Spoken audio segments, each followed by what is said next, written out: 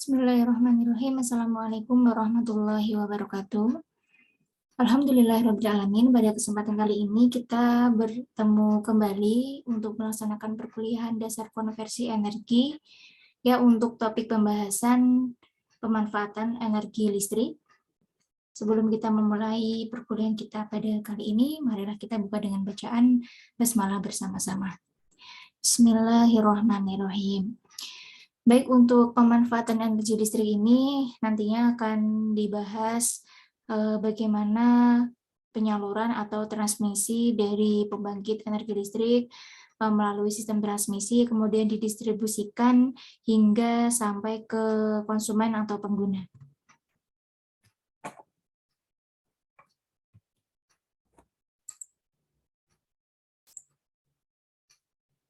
Ya.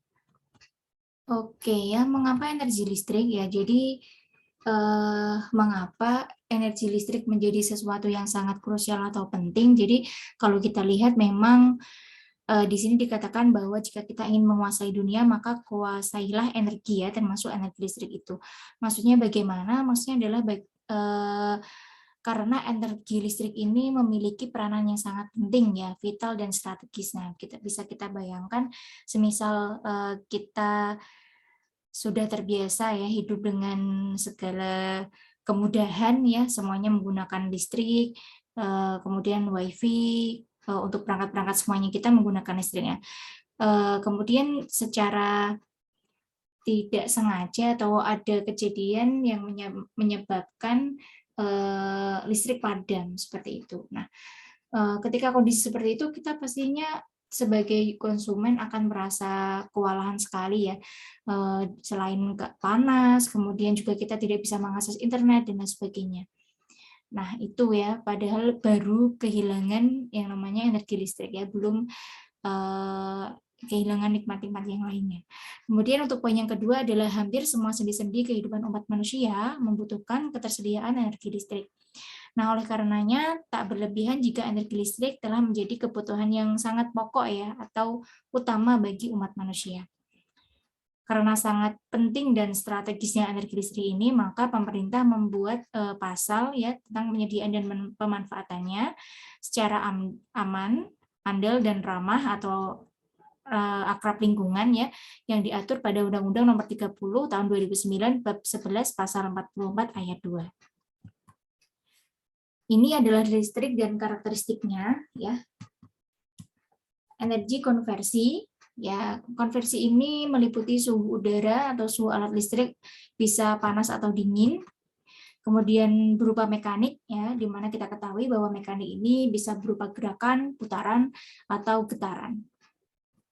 Selanjutnya adalah cahaya, sinar atau lampu. Suara atau bunyi. Selanjutnya kombinasi ya atau gabungan dari keempat hal tersebut di atas. Keunggulannya adalah yang pertama tentunya energi listrik ini mudah disalurkan, ya, mudah disalurkan serta tentunya dari jarak yang berjauhan ya, sebagaimana kita ketahui bahwa transmisi energi listrik ini bisa ditransmisikan atau bisa disalurkan di jarak yang jauh seperti pembangkit Jawa Bali ya, di mana dia mengcover semua kebutuhan energi listrik Jawa dan Bali. Kemudian mudah didistribusikan untuk area yang luas, mudah diubah ke dalam bentuk energi lain, dan yang terakhir adalah bersih atau ramah lingkungan. Jadi tidak ada limbah industri yang disebabkan dari listrik tersebut. Ini adalah konversinya ya. Di sini ada sumber. Sumber ini berupa pusat pembangkit tenaga listrik. Kemudian ada saluran transmisi, dia mentransmisikan atau membawa energi. Kemudian digunakan oleh beban atau konsumen atau pemakai, di mana untuk beban ini terdiri dari bermacam-macam beban ya, ada penerangan berupa lampu, kemudian pemanas heater, gerak berupa motor, suara berupa sound, kemudian untuk data dan lain-lain masih banyak lagi. Nah, ini adalah proses pembangkitan sampai dengan pemanfaatan energi listrik. Di sini ada sistem pembangkit, di mana sistem pembangkit ini terdiri dari PLTA, PLTD, PLTP, PLTG, PLTU, dan PLTGU, dan masih banyak lagi. Kemudian menghasilkan energi listrik yang disalurkan ke gardu step up. Selanjutnya ditransmisikan melalui ini ya, tegangan-tegangan tinggi ini, kemudian diarahkan ke gardu step down. Nah, setelah itu ya ini ya, kalau kita lihat dari gambar ini ada beberapa dari yang gardu step down langsung masuk ke trafo-trafo step down ya, atau yang biasa ada di sekitar perumahan atau komplek kita, baru disalurkan ke beberapa tempat seperti bisnis, rumah, sosial publik ya. Tapi ada juga yang dari tegangan tinggi ini ya, dia langsung masuk ke industri. Nah, biasanya memang di industri ini menggunakan tegangan-tegangan sumber tinggi ya, 3 fasa seperti itu. Jadi biasanya memang untuk industri-industri, rumah sakit, dia mempunyai gardu step down sendiri ya, sehingga ketika terjadi trouble pada saluran transmisi tidak sampai mengakibatkan padam listrik ya. Bisa kita bayangkan ketika misal di rumah sakit bisa atau mengalami pemadaman, itu nanti nggak bisa kita bayangkan ya nanti bagaimana untuk kondisi pasien-pasiennya, kondisi semisal lagi operasi dan lain sebagainya, tentunya sangat mengkhawatirkan sekali. Kemudian juga bisa kita bayangkan ketika di industri dia mengalami pemadaman listrik, tentunya akan mengakibatkan kerugian yang sangat besar ya, terutama pada sistem produksinya ya. Seperti itu. Kita lanjutkan. Nah, ini adalah kondisi ketenaga listrikan di Indonesia. Ya, untuk 5 tahun ke depan kebutuhan listrik akan tumbuh sebesar rata-rata 8,7% per tahun dengan target rasio elektrifikasi sebesar 97,35%. Nah, untuk data ini diambil pada tahun 2019. Oke, saya lanjutkan. Ini adalah kondisi ketenaga listrikan di Indonesia ya.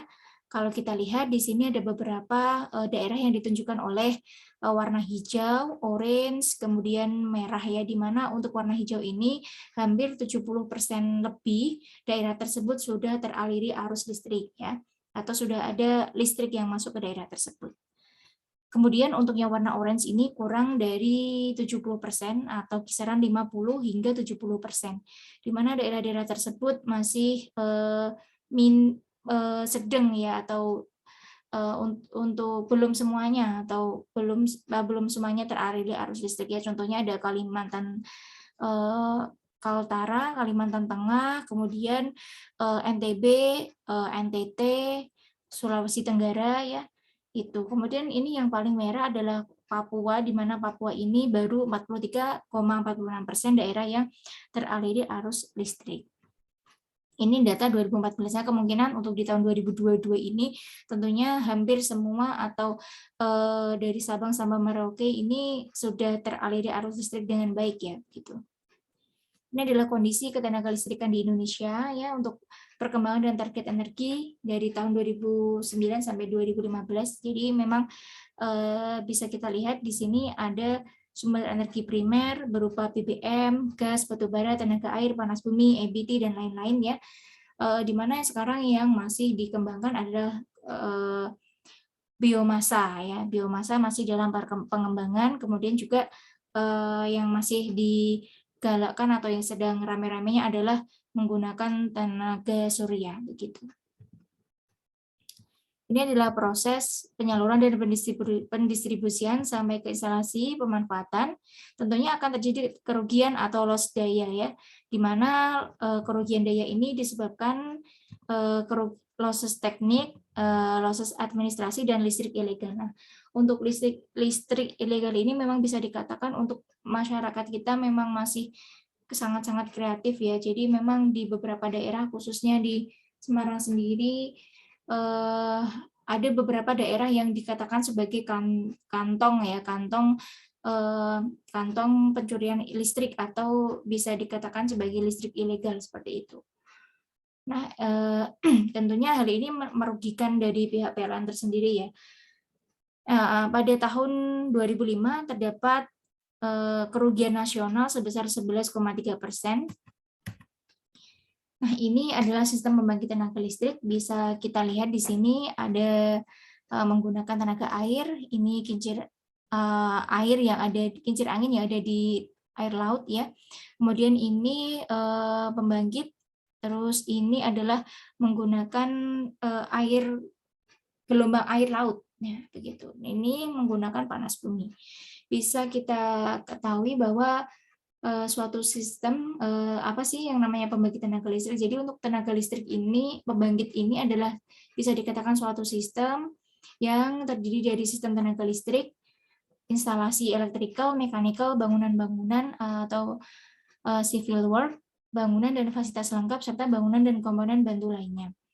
Jadi hampir semua aspek ya dibutuhkan pada pembangkit tenaga listrik ini. Artinya ada beberapa banyak sarjana yang dibutuhkan dalam pembangkitan listrik ini ya. Ada yang teknik elektro, teknik mesin, teknik sipil, gitu ya. Tentunya sesuai dengan subsistem yang diperlukan. Kemudian fungsi dari pembangkit tenaga listrik ini tentunya dia digunakan untuk membangkitkan energi listrik, yang mana merupakan konversi energi primer ya.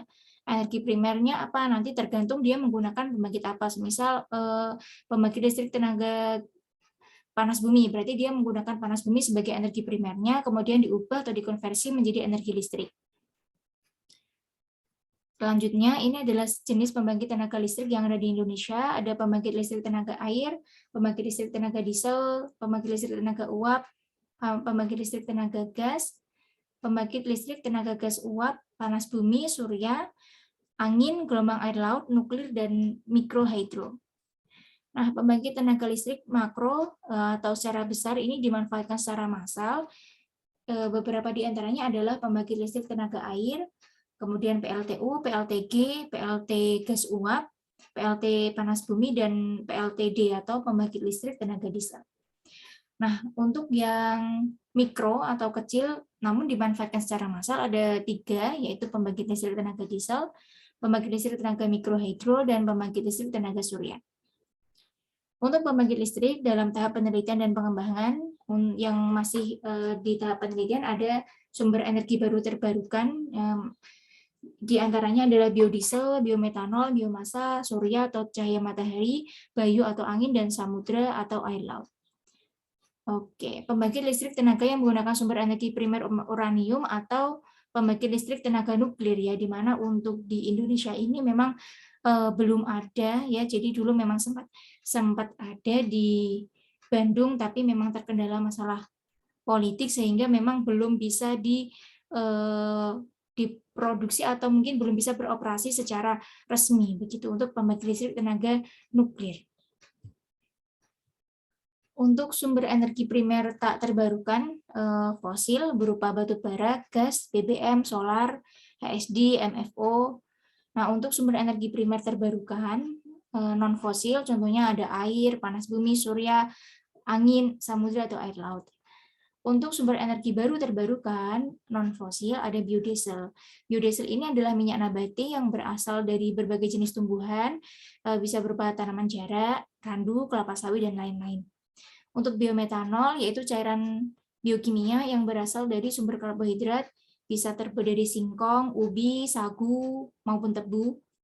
Untuk yang biomasa ini adalah energi yang dikembangkan dari berbagai jenis massa biologis seperti jerami, kayu, ranting-ranting pohon, limbah kelapa sawit, limbah pertanian, jerami, bahkan juga dari sampah.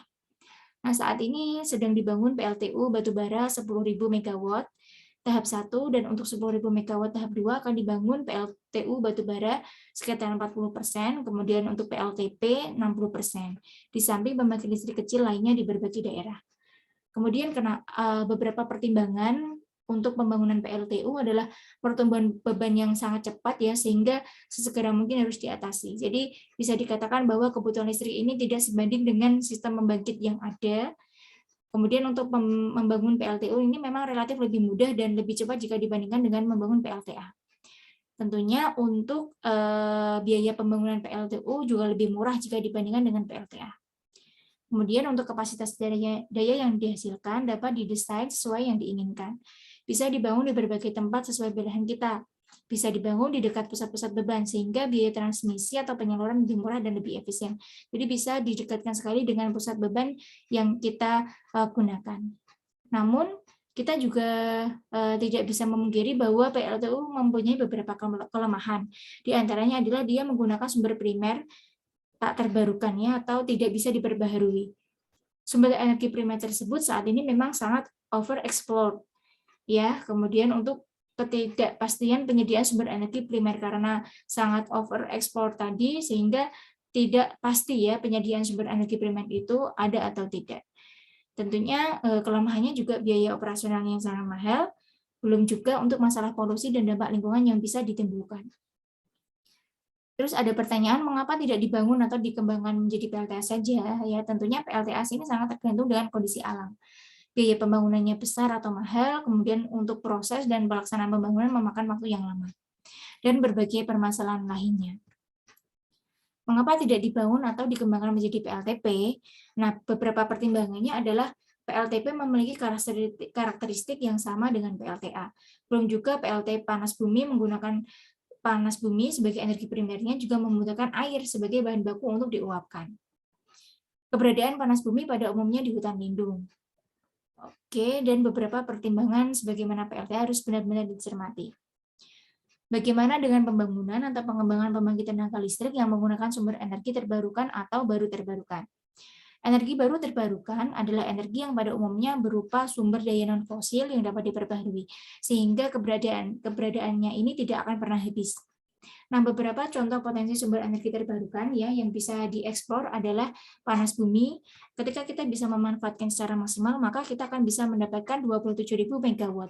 Kemudian untuk air 75.000 MW, untuk biomasa 50.000 MW, samudra atau air laut 240.000 MW ya. Kalau kita lihat dari beberapa potensi sumber energi terbarukan, ada di panas bumi, air, biomasa, dan samudra atau air laut, bisa kita lihat bahwa air laut yang paling besar yang bisa kita eksplor ya. Dimana kita ketahui bahwa Indonesia adalah negara kepulauan, ya negara maritim, hampir 2/3 wilayahnya adalah kepulauan ya, 2/3 wilayahnya adalah kepulauan, sehingga memang sebenarnya bisa kita manfaatkan semaksimal mungkin untuk sumber energi baru terbarukan. Kemudian untuk pembangkit tenaga listrik yang menggunakan sumber energi baru terbarukan, surya, angin, air laut, biomasa, baru pada tahap penelitian atau pengembangan ya, memang belum diproduksi secara massal dan belum besar-besaran. Jadi kayak semisal untuk yang pembangkit listrik tenaga surya, kita juga untuk Fakultas Teknik sendiri juga menggunakan, tapi kita belum bisa menggunakan untuk kebutuhan besar ya, jadi hanya kita gunakan untuk penerangan atau lampu jalan, begitu. Kemudian juga sedang tahap penelitian atau pengembangan, ada beberapa kawasan wisata yang sudah menggunakan sistem penerangan menggunakan energi surya. Mungkin hanya masih skala-skala kecil ya, jadi belum bisa diproduksi secara massal. Kemudian untuk bagaimana dengan pembangunan atau pengembangan PLTN, ini ya, PLTN adalah salah satu solusi terbaik ya, karena PLTN lah yang paling efisien. PLTN ini jadi memang PLTN ini adalah pembangkit listrik tenaga nuklir ya, di mana untuk ketersediaan sumber energi primer untuk PLTN ini Indonesia tuh cukup tersedia. Jadi saya pernah baca itu di Jepara sama di Aceh itu sebenarnya memang justru malah Indonesia menjadi negara yang sudah mengembangkan terlebih dahulu PLTN ini, tapi memang tidak diproduksi secara massal ya. Seperti yang saya katakan tadi, ada beberapa kepentingan-kepentingan tersendiri ya yang mengakibatkan PLTN ini tidak diproduksi secara massal. Belum lagi untuk PLTU yang menggunakan batu bara ya, karena kita jadi memang ada beberapa kepentingan.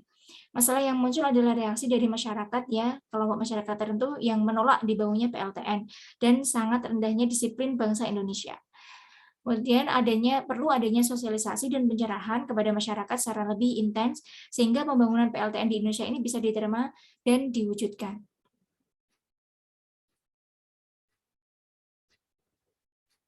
Kemudian jika Jika kita tidak sesegera mungkin melakukan antisipasi, termasuk membangun PLTN, ya, maka apa yang terjadi? Yang terjadi adalah suplai energi listrik akan terus tertinggal ya dengan seiringnya bertambahnya pertumbuhan. Selain itu, semakin lama ketertinggalan suplai energi listrik akan semakin jauh terhadap pertumbuhan beban. Kemudian untuk pergerakan rasio elektrifikasi menjadi lambat ya, pertumbuhan beban tidak bisa dipengaruhi oleh suplai energi listrik. Oke. Kemudian dampak yang ditimbulkan adalah terhambatnya berbagai aktivitas umat manusia, utamanya di kalangan dunia industri. Ya. Jadi berkaitan PLTN atau pembangkit listrik tenaga nuklir ini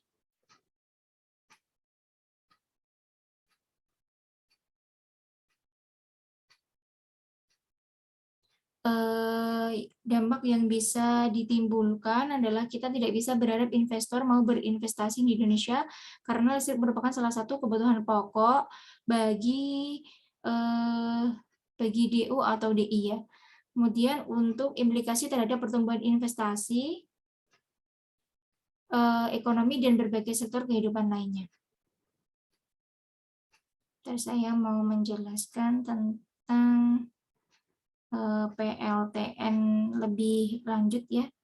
Mohon untuk nanti bisa menunggu sebentar ya. Saya lanjutkan dulu nih sementara. Untuk transmisi daya listrik. Untuk transmisi daya listrik,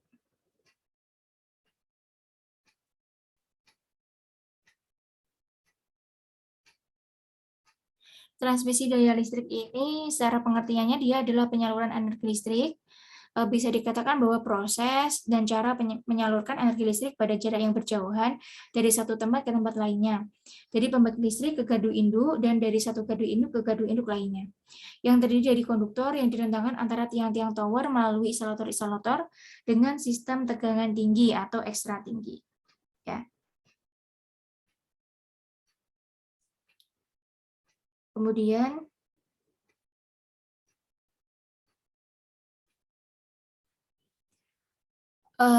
ruang lingkupnya dimulai dari gardu induk di pembangkitan sampai dengan gardu induk sisi primer yang ada pada pusat-pusat beban sebelum masuk ke beban-beban yang dibutuhkan.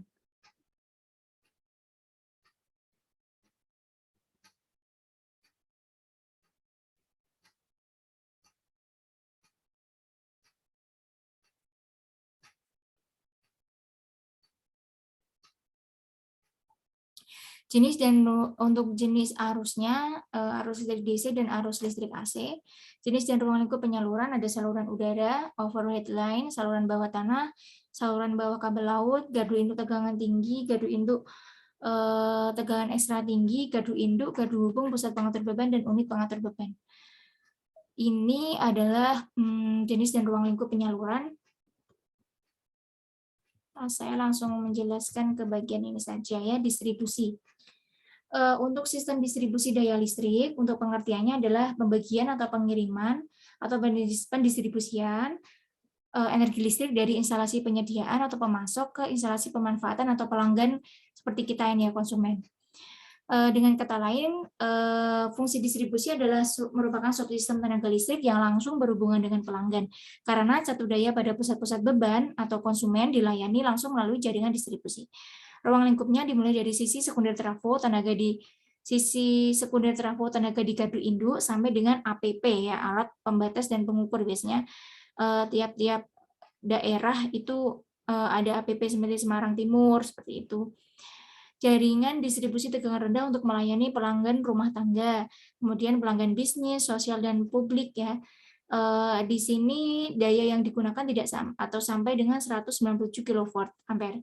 Untuk distribusi tegangan menengah sekitar 20 kV ampere untuk melayani 20 kV untuk melayani pelanggan bisnis, sosial dan publik. Kemudian pelanggan industri dengan daya di atas 197 kV ampere hingga mendekati 30 MV ampere. Jaringan distribusi tegangan tinggi yaitu berkisar dari 70 kV hingga 150 kV. Ya, untuk pelanggan industri ini dengan daya di atas 30 MV ampere. Sistem jaringan yang digunakan ada radial, loop, spindle, mesh atau grid. Untuk gardu distribusinya menggunakan gardu trafo yang tipe portal, cantol, kemudian ada yang menggunakan gardu beton, dan gardu gios atau metal cut.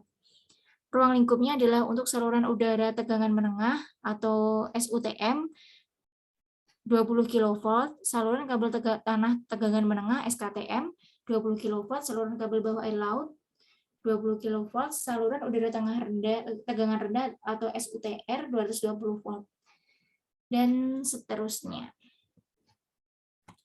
Kemudian ini adalah instalasi pemanfaatan energi listrik.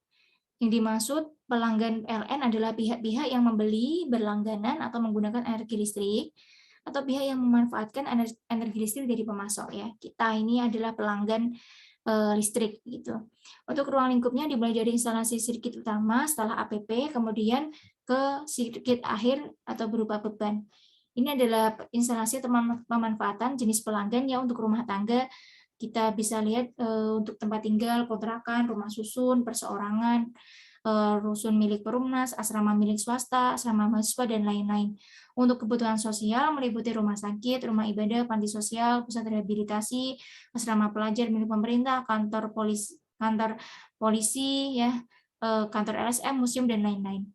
Untuk sektor bisnis, ya, untuk meliputi usaha jual beli barang, jasa, perhotelan, perbankan, perdagangan, kantor firma, CV, PT, atau badan hukum yang bergerak dalam perdagangan. Untuk industri ini tegangan listrik untuk kegiatan industri pengolahan selain untuk keperluan kegiatan rumah tangga, sosial, bisnis, dan publik. Jenis kegiatan tersebut masuk di dalam International Standard Industrial Classification of All Economic Activities ISIC yang telah disesuaikan dengan kondisi di Indonesia dengan nama klasifikasi lapangan usaha Indonesia atau KLUI. Untuk sektor publik yang digunakan untuk kepentingan umum seperti kepentingan pemerintah atau fasilitas kantor perwakilan asing dan lain-lain. Ini adalah pertumbuhan instalasi pemanfaatan. Sampai saat ini permintaan sambungan baru lebih cepat atau lebih tinggi jika dibandingkan dengan jumlah pasokan atau penyediaan listrik. Jadi memang untuk kebutuhan energi listrik ini terus bertambah ya. Ini adalah peramalan kebutuhan energi listrik. Bisa kita hitung dengan P sama dengan P0 atau energi listrik pada waktu 0 dikalikan dengan E pangkat IT, di mana I ini adalah laju kebutuhan energi dan T adalah kurun waktu yang dibutuhkan. Ini adalah satu contohnya.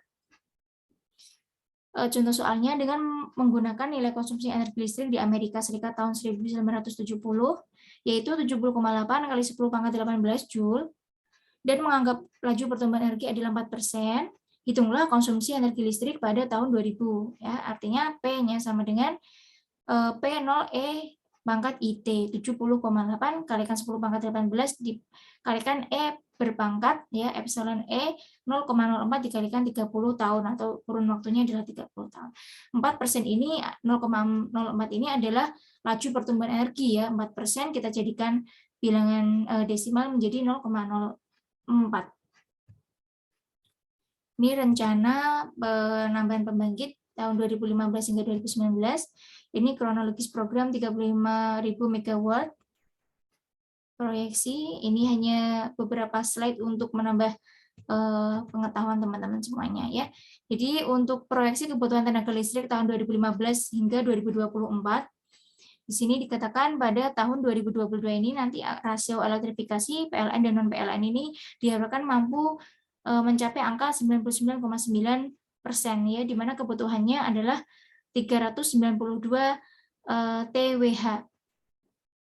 Kemudian untuk sebaran jumlah dan kapasitas pembangkit, transmisi, gardu induk, dan perkiraan kebutuhan pendanaan, nantinya akan dibutuhkan sekitar 291 pembangkit ya di luar untuk mensuplai atau untuk menghasilkan energi listrik, dan diharapkan nanti akan ada 732 transmisi yang terdiri dari 75.000 set tower dan 135 1.375 unit gardu induk ya, di mana nantinya ini akan menghasilkan 301.300 kilometer konduktor aluminium dan 2.600 set trafo serta 3,5 juta ton baja ya, profil dan pipa luar pembangkit. Nah, ini untuk perkembangan di masa yang akan datang seperti ini, sehingga dibutuhkan tenaga kerja secara langsung 650.000 dan tak langsung sekitar 3 juta. Nah, mungkin ini untuk penjelasan dari